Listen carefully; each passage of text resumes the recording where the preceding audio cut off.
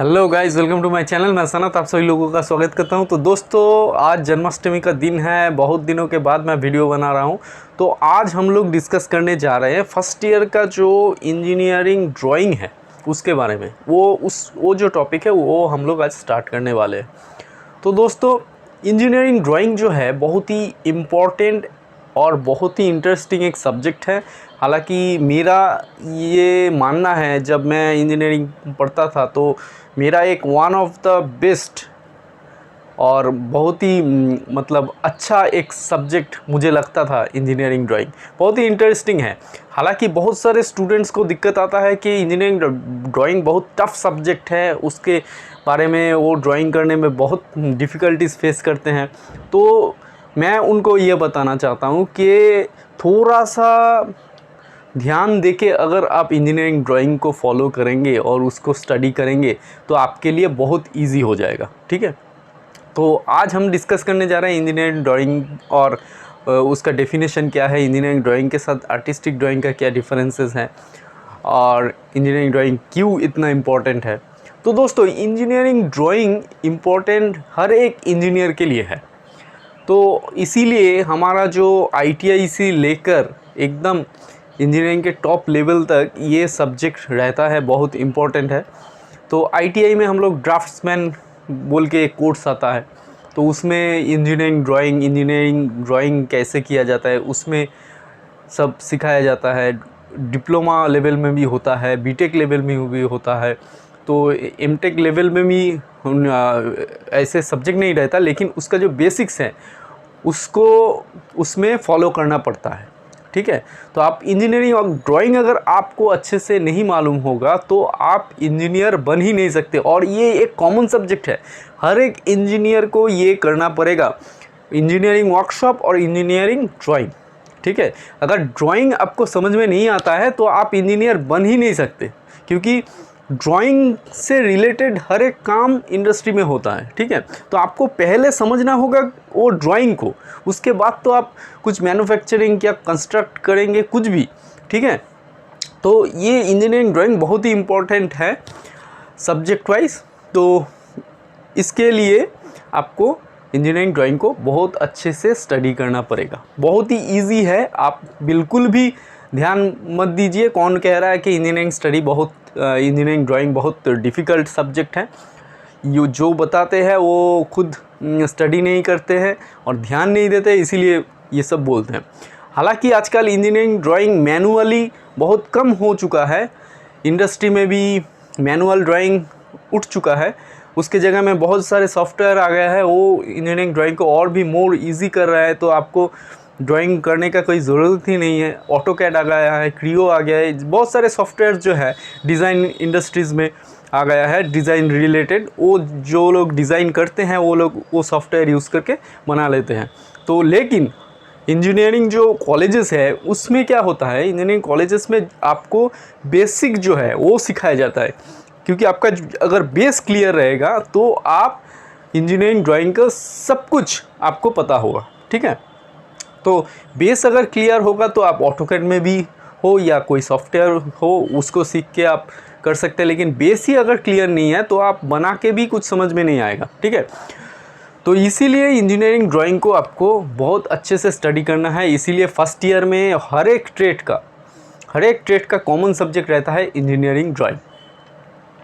ठीक है, सपोज आप समझो कि कोई एक कंपनी का कोई एक चीज़ या कोई एक मशीन आपको कंस्ट्रक्ट करना है।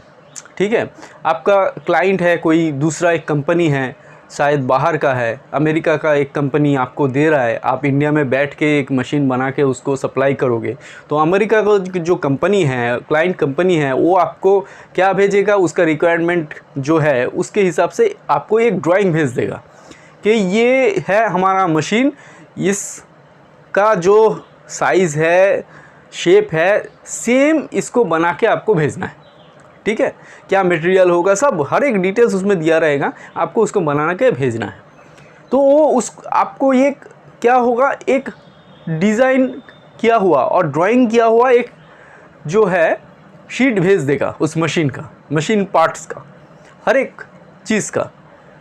मशीन में बहुत सारे पार्ट्स होते हैं, वो डिटेल ड्राइंग आपको भेज देगा वहाँ से, ठीक है, कि ये ड्राइंग भेज दिया, बस आप बनाओ। तो आपको अगर उस ड्राइंग के बारे में कुछ भी नॉलेज नहीं है तो आप उसको बनाओगे कैसे? तो ये बहुत इम्पॉर्टेंट चीज़ है, ठीक है। तो इसको ध्यान में रखते हुए इंजीनियरिंग ड्राइंग को आपको अच्छे से स्टडी करना है। आप वो जो ड्राइंग है उसको देख के कुछ भी समझ नहीं पा रहे हो कि ये क्या है, ड्राइंग कैसा है, इसका व्यू कैसा है, कौन सा व्यू है, ये टॉप व्यू है, साइड व्यू है या फ्रंट व्यू है, कौन सा एंगल प्रोजेक्शन में किया हुआ है, आपको कुछ भी मालूम नहीं है। तो आप कैसे ड्राइंग को समझ के एक जो है प्रोडक्ट बनाओगे या कुछ कंस्ट्रक्ट करोगे? सपोज़ एक बिल्डिंग कंस्ट्रक्ट करना है, तो आपको एक कंपनी ने, आप इंजीनियर हैं, कंपनी ने आपको ड्राइंग भेज दिया कि इस ड्राइंग, ये है ड्राइंग, आप ऐसे बिल्डिंग बनाओ। तो आपको ड्राइंग समझ में नहीं आता है तो आप कैसे उसको इम्प्लीमेंट करोगे? तो इसी कारण इंजीनियरिंग ड्राइंग जो है बहुत इम्पोर्टेंट है, और कॉलेजेस में मैनुअली आपको हाथ में ड्राइंग करना पड़ता है, ठीक है। तो अभी ये स्टडी करना पड़ता है, हाथ से आपको ड्राइंग करना पड़ता है। इस कारण के लिए आपको ये सब्जेक्ट इंजीनियरिंग में इंक्लूड किया गया है कि आप अगर अपने हाथों से जो ड्राइंग है उसको कंस्ट्रक्ट करेंगे तो आपका बेस बहुत ज़्यादा क्लियर होगा, ठीक है। उसके बाद आप सॉफ्टवेयर यूज़ कीजिए, लेकिन आपका बेस क्लियर हो जाएगा, ठीक है। इसीलिए आप हाथ से जो है इंजीनियरिंग ड्राइंग को बोर्ड में, शीट में आपको सिखाया जाता है कॉलेजेस में, तो आपको अच्छे से उसको स्टडी करना पड़ता है, ठीक है। तो engineering drawing, what is engineering drawing, हम आज डिस्कस करने जा रहे हैं।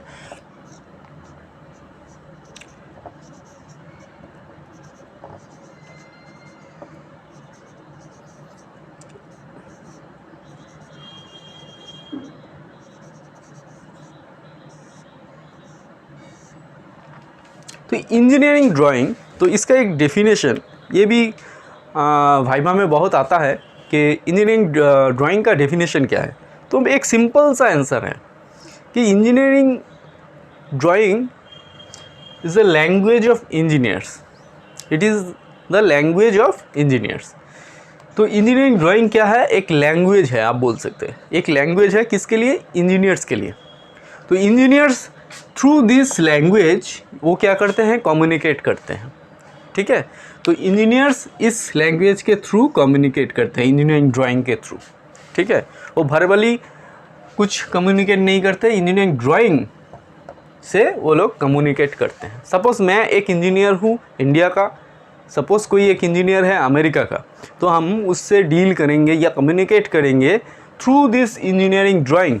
सपोज़ कुछ बनाना है, कुछ प्रोडक्ट बनाना है, कुछ मशीन बनाना है, तो कैसे हम लोग डील करेंगे, कैसा होगा वो इंजीनियरिंग ड्राइंग के थ्रू हम लोग कम्युनिकेट करेंगे। तो ये एक यूनिवर्सल लैंग्वेज अब बोल सकते हैं जो इंजीनियर्स के लिए है, इंजीनियरिंग ड्राइंग। इसके लिए स्पेसिफिक कुछ रूल्स हैं जिसको इंजीनियर्स को फॉलो करना पड़ता है, ठीक है। वो हर एक कंट्री का एक स्टैंडर्डाइज एक रूल रहता है। जैसे इंडिया का एक स्टैंडर्डाइज रूल है, इंडियन स्टैंडर्ड जो है इंजीनियरिंग ड्राइंग के लिए, वो एक रूल बुक है, उसका नाम है SP46। SP46 के अकॉर्डिंग इंजीनियरिंग ड्राइंग इंडिया का जो है फॉलो होता है, ठीक है। सो उसी तरह हर एक कंट्री में उसका एक स्टैंडर्डाइज होता है, ठीक है। लेकिन बेसिक जो थिंग्स है वो कॉमन ही रहता है। सपोज़ फर्स्ट एंगल प्रोजेक्शन हो, थर्ड एंगल प्रोजेक्शन हो, प्रोजेक्शन के ऑफ टाइप्स जो है वो आपका उसमें मेंशन किया रहता है, ठीक है। तो engineering drawing is a language of engineers. Language क्यों कहा जाता है मैं उसके बारे में डिटेल में बताना चाहता हूँ। क्योंकि सपोज़ मैं यहाँ पे एक चीज़ कंस्ट्रक्ट करना चाहता हूँ, ठीक है। तो ये जो चीज़ है इसका मैं ड्राइंग यहाँ पे कंस्ट्रक्ट कर रहा हूँ, एक ड्राइंग मैं इसका, ये जो सेम चीज़ है मैं अमेरिका में भी कंस्ट्रक्ट करना चाहता हूँ। मैं वहाँ पे एक अपना कंपनी का ब्रांच खोल रहा हूँ, तो वहाँ पे भी मैं एक यहाँ का प्रोडक्ट क्रिएट करना चाहता हूँ। तो वहाँ पे मैं ब्रांच खोल रहा हूँ, वहाँ का जो इंजीनियर है उनको मैं वहाँ पे रिक्रूट कर रहा हूँ। वहाँ पे उन इंजीनियर्स को मैं यहाँ का ड्राइंग भेज रहा हूँ कि ऐसा प्रोडक्ट बनाओ, ठीक है। तो अगर इस लैंग्वेज को उनको नहीं पता होगा इंजीनियरिंग ड्राइंग वो समझ में नहीं पाएगा, तो वो लोग कैसे इसको कंस्ट्रक्ट करेगा, मैन्युफैक्चर करेगा। ठीक है, तो हर एक इंजीनियर को ये जानना ज़रूरी है। मगर अगर मैं यहाँ पे, मैं एक इंजीनियर हूँ, मैं एक ड्राइंग यहाँ से वर्ल्ड के किसी भी कोने में किसी भी इंजीनियर को भेजूँगा तो वो समझ जाएगा कि मुझे क्या बनाना है, क्या कंस्ट्रक्ट करना है। वो सेम मेरा जो ड्राइंग है वो सेम चीज़ वो वहाँ पे कंस्ट्रक्ट कर देगा या मैन्युफैक्चर कर देगा। तो ये है एक लैंग्वेज कम्युनिकेट करने का थ्रू इंजीनियर्स। ठीक है, तो मैं यहाँ पे एक ड्राइंग भेज रहा हूँ वर्ल्ड के किसी भी कंट्री में, उसको भेज दिया तो वो इंजीनियर सेम प्रोडक्ट हमको बना के भेजेगा या सेम चीज़ वो कंस्ट्रक्ट कर देगा। ठीक है, तो इंजीनियरिंग ड्राइंग के बारे में सब इंजीनियर्स को मालूम होना ज़रूरी है, एक स्टैंडर्डाइज फॉर्म है। ठीक है, तो इंजीनियरिंग ड्राइंग से हम लोग कम्युनिकेट करते हैं। ऑब्वियसली इसमें एक वाइटल चीज़ है कि डायमेंशन आपको दिया रहता है, मटेरियल दिया रहता है, उसमें डिटेल्स सब दिया रहता है। ठीक है, तो इंजीनियरिंग ड्राइंग के साथ आर्टिस्टिक जो ड्राइंग है, आर्टिस्टिक ड्राइंग का डिफरेंस क्या है? आर्टिस्टिक ड्राइंग जो है उसमें और इसमें क्या डिफरेंस है? आर्टिस्टिक ड्राइंग में क्या है, डायमेंशंस की कुछ लिमिटेशंस नहीं है।